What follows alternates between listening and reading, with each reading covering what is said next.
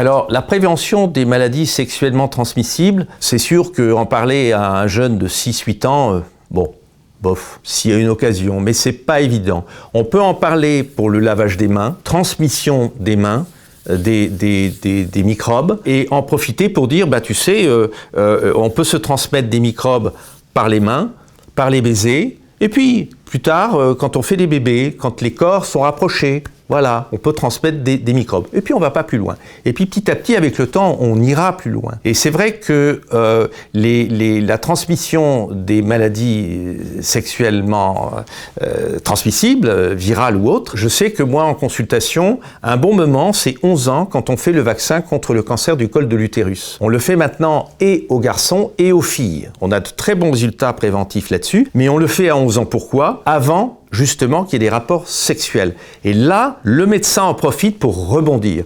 Et je sais que souvent, quand je vais vacciner une fille ou un garçon, je lui pose la question lui disant, tu sais, je vais te vacciner contre le cancer du col de l'utérus. Est-ce que tu sais ce que c'est qu'un utérus ? Eh bien, figurez-vous qu'à 11 ans, il y a plein de filles qui ne savent même pas ce que c'est qu'un utérus. Alors les garçons, j'en parle même pas. Ou parfois, il y a des garçons qui répondent « C'est pas un truc de fille, ça ?» Et là, on rebondit, on en profite pour parler utérus, vulve, comment on fait un bébé, et on voit où on peut aller.